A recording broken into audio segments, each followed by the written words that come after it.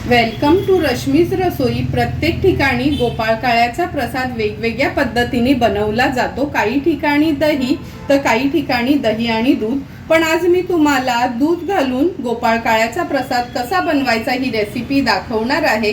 त्यासाठी हा व्हिडिओ तुम्ही शेवटपर्यंत बघा आणि माझ्या चॅनलला लाईक, शेअर आणि सबस्क्राइब करा। गोपाळकाळ्याचा प्रसाद बनवण्यासाठी आपण हे 2 वाटीभर हे जाडे पोहे घेतलेत। नॉर्मली जे पोहे आपण कांद्या पोह्यांसाठी यूज करतो ते। नंतर वाटीभर दूध गरम करून घेतले आणि थोडंसं कोमट करून घेतले ते आपण। साखर घेतली आहे चवीप्रमाणे। नंतर वेलची पूड आहे 1 चमचाभर। खवलेलं ओलं खोबरं 2 मूठ खोबरं घेतले हे आपण। नंतर हे बेदाणे घेतलेत, काजूचे काप, पिस्त्याचे काप आणि बदामाचे काप यूज करणार आहोत। सर्वात आधी या बोलमध्ये हे पोहे आहेत ते आपण व्यवस्थित चाळून घेतलेत। आणि तुम्ही आतापर्यंत बघितलं असेल का गोपाळकाळ्याचा प्रसाद बनवतात तेव्हा नॉर्मली दही यूज करतात, पण मी हे कोमट दूध करून घेतले। दूध व्यवस्थित गरम करून थोडंसं कोमट करून घेतले। 2 वाटी आपण पोह्यांना हे 1 वाटी मी दूध घेतलेलं, पण सुरुवातीला मी अर्धी वाटीभरच दूध ॲड करते। आणि व्यवस्थित हे पोहे आपल्याला भिजवून घ्यायचे आहेत। म्हणजे जसे आपण कांद्या पोह्यांसाठी कसे थोडेसे भिजवून घेतो तसेच आपल्याला हे भिजवून घ्यायचे आहेत। आणखीन थोडंसं दूध मी याच्यात ॲड करते।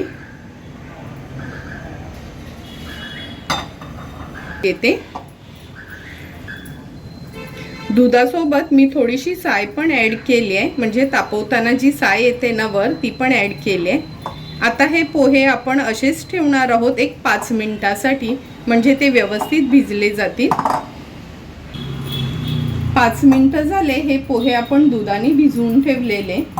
हे बघा, खूप कोरडे पण नाही आहेत आणि खूप नरम पण नाही पडलेत, अगदी व्यवस्थित झालेत।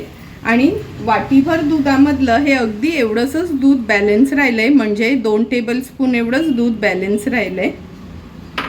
आता ह्याच्यामध्ये आपण साखर घालणार आहोत। आपल्या गोडीप्रमाणे आपण साखर घालू शकतो, पण मी 2 टेबलस्पून एवढी साखर ॲड करते ह्याच्यात। खवलेलं ओलं खोबरं ॲड करूया। खवलेलं ओलं खोबरं थोडं जास्तच घालायचं, त्याने खूप छान टेस्ट येते। मी हे 2 मूठभर घेतले खवलेलं ओलं खोबरं। आता ह्याच्यात वेलची पूड ॲड करूया आपण, चमचाभर घेतली आहे। आता हे सर्व इन्ग्रेडियंट्स आपल्याला व्यवस्थित मिक्स करून घ्यायचे। आणि लक्षात ठेवा, वाटलेली साखर वगैरे यूज नाही करायची, आपली ही नॉर्मल साखरच यूज करायची। कारण का खाताना थोडं साखरेचा कण दाताखाली आला का हा प्रसाद खूप सुंदर लागतो खायला। सर्व इन्ग्रेडियंट्स व्यवस्थित आपण मिक्स करून घेतलेत। आता हे जे ड्रायफ्रूट्स आपण घेतलेत ते ॲड करूया। थोडे थोडे गार्निशिंगसाठी मी बाकी ठेवते, बाकीचे ह्याच्यातच ॲड करते।